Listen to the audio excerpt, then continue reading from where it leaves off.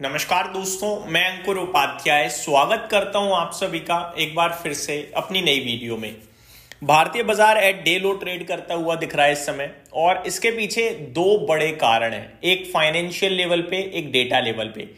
Financial level पे जो reason है दोस्तों वो थोड़ा पेनफुल है, और लगातार 3 दिनों से अचानक से एक फॉल आते हुए देखा है हम सभी ने, वो है रुपए में। दोस्तों इस समय रुपया लाइफ लो पे ट्रेड करता हुआ दिख रहा है, 90 रुपए के बेहद नजदीक है। यानी $1 के सामने रुपए की वैल्यू घटकर 90 रुपीस के पास पहुंच चुकी है। एग्जैक्टली अगर मैं आप सभी के साथ शेयर करूं दोस्तों, तो 89.93 का जस्ट अभी रुपए ने लो लगाया है। मैं आपको बताना चाहूंगा 3 दिन पीछे 21 नवंबर को, एग्जैक्ट 3 दिन पीछे तो नहीं है, ट्रेडिंग सेशन के हिसाब से हो गए, करीब 8 ट्रेडिंग सेशन पहले एक बड़ा मूव आया था रुपए में, जहां पे बड़ी कमजोरी हमें देखने को मिली। सीधे 88.7 से 89.7 हो गया था रुपया। ठीक है, फ्यूचर्स की बात करूं अगर मैं, दिसंबर फ्यूचर्स की, उसके बाद एक डिप आई, यानी कि वापस मजबूत हुआ रुपया, लेकिन लगातार उसके बाद घटता गया, और आज अचानक एक शार्प फॉल देखने को मिल रहा है रुपए की वैल्यू में। और वैल्यू में फॉल इतना बड़ा है कि ये दिसंबर फ्यूचर्स में तो 90 के नीचे निकल चुका है रुपए की वैल्यू, और एग्जैक्टली 89.95 पे है इस समय। तो काफी बड़ा पेन है ये देश के लिए। मैं आपको बताना चाहूंगा, हम लोग जब व्यापार करते हैं अदर कंट्रीज से, तो रुपए में नहीं करते, रुपए की उतनी वैल्यू नहीं है करेंसी में, हमें डॉलर्स में ट्रेड करना पड़ता है।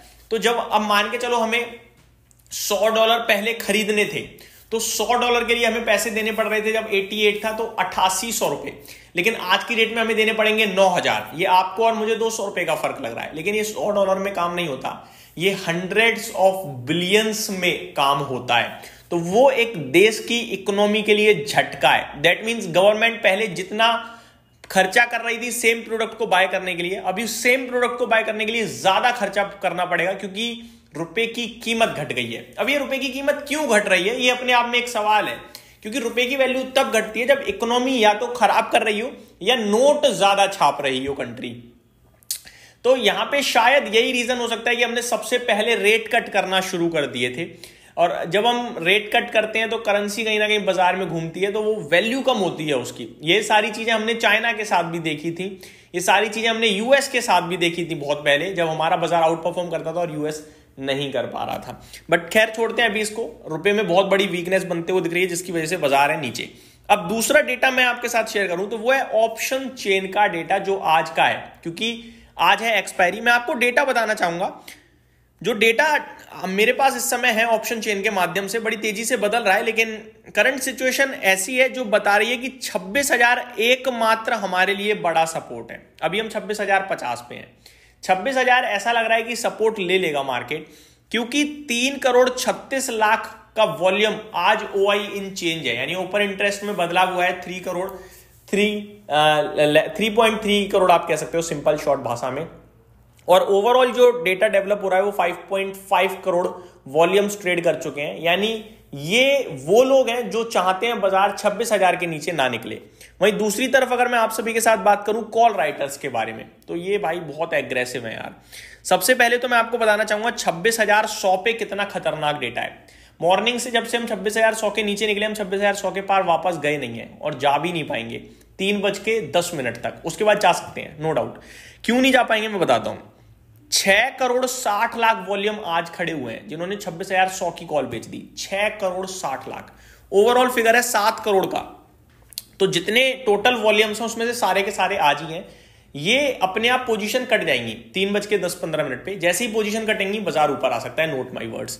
ठीक है, तो आप 3:15 पे नोटिस कीजिएगा बाजार को, आपको रिबाउंड देखने के चांसेस मिलेंगे।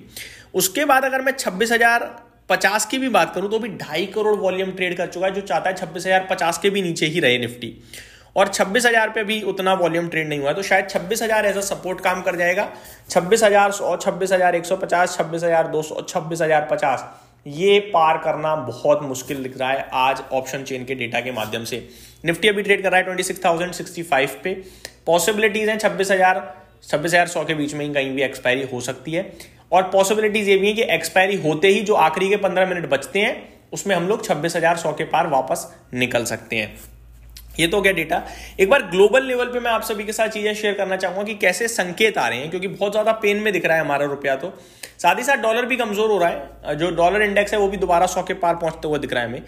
अगर संकेत की बात करें तो नेगेटिव भी नहीं है, पॉजिटिव भी नहीं है। डाउ फ्यूचर्स 50 पॉइंट मामूली सी डिप दिखा रहे हैं और नेस्डेक फ्यूचर्स में भी मामूली डिप है, कोई बड़ी डिप नहीं है। एशियन मार्केट्स में तो ठीक ठीक कामकाज हो रहा था, मॉर्निंग में मैंने डिस्कस भी किया था आप सभी के साथ। जहां जापान बिल्कुल फ्लैट है, शंघाई में आधे % की गिरावट है, हैंगसेंग फ्लैट है लेकिन कॉस्पी 2% ऊपर है, ताइवान में भी 0.8% की तेजी देखने को मिल रही है। भारतीय बाजार वीक है, मिड कैप इंडेक्स फ्लैट है लेकिन स्मॉल कैप में आधे % की गिरावट है, जो प्रॉब्लम का विषय बनता हुआ दिख रहा है। ये मेरी तरफ से अपडेट थी, उम्मीद करता हूं डिटेल्स पसंद आई होंगी। Thank you so much for watching this video, have a great day guys.